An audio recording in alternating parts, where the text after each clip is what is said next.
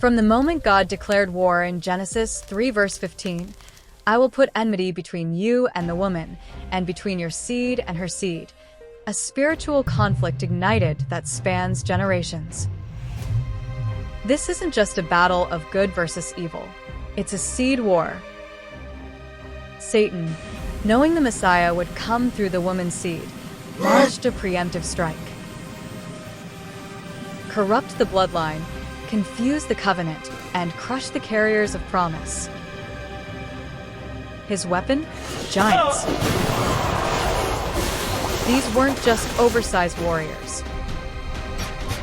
They were hybrid offspring, born of rebellion, bred for intimidation. Genesis 6 reveals how fallen angels took human wives, producing the Nephilim, mighty men of renown, but spiritually lawless.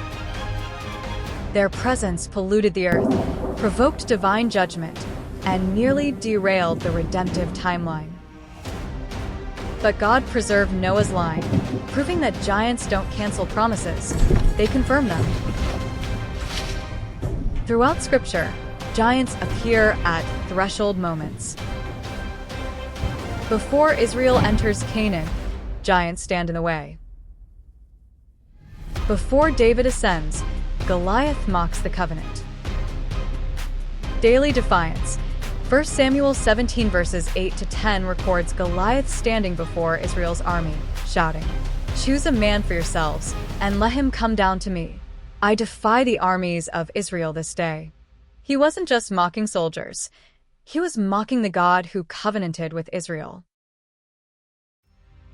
Intimidation by size and strength. Goliath's armor and stature were described in detail, 1 Samuel 17 verses 4 to 7. The text emphasizes his overwhelming physical presence, designed to make Israel forget their spiritual identity and covenant authority. Mocking God's people. Verse 16 says, "He did this morning and evening for 40 days." That's covenant language.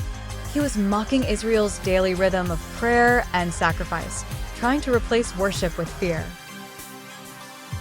Ridiculing David. When David finally stepped forward, Goliath sneered, "Am I a dog, that you come to me with sticks?" 1 Samuel 17 verse 43. He cursed David by his gods, directly opposing Yahweh. Goliath wasn't just insulting Israel, he was defying the covenant itself. By mocking the armies of the living God, he was declaring that Yahweh's promises were powerless. His 40-day taunt mirrors Israel's 40 years in the wilderness, a test of faith and endurance. David's response reframed the battle. "You come to me with sword and spear, but I come to you in the name of the Lord of hosts." 1 Samuel 17 verse 45. That's covenant authority confronting covenant mockery. Giants don't just fight with weapons, they fight with words. Goliath's greatest weapon wasn't his spear, it was his mouth. He mocked the covenant to make Israel forget who they were. But David remembered, and that remembrance brought the giant down. Giants are gatekeepers of destiny, but they're also markers of spiritual resistance. And today, Satan still builds giants, not with flesh and bone, but with false teaching, counterfeit authority, and cultural intimidation. These modern giants block people from being born again, distort the gospel, and keep believers from walking in spiritual authority. This teaching arc exposes the blueprint, how Satan uses giants to corrupt, intimidate, and delay, but how God raises deliverers to confront, conquer, and restore. Because when giants fall, gates open. And when gates open, legacy flows.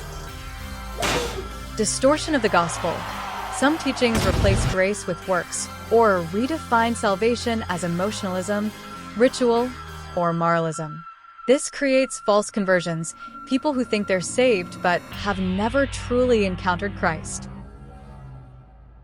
Misuse of born again. The term is often watered down to mean church attendance, positive thinking, or spiritual openness. But Jesus said, unless one is born again, he cannot see the kingdom of God. John 3 verse 3. This is a radical spiritual rebirth, not a lifestyle tweak. Gatekeeping by religious leaders. In Matthew 23 verse 13, Jesus rebukes the Pharisees for preventing others from entering the kingdom. False teachers today do the same. They block access to truth by promoting counterfeit doctrines. Substitutes for the Spirit. Some movements emphasize emotional hype, legalism, or prosperity over repentance and regeneration. These are spiritual decoys, not spiritual births. Satan doesn't mind religion. He just hates rebirth. He'll let you sing, serve, and shout as long as you never surrender. Because the moment you're born again, his grip breaks.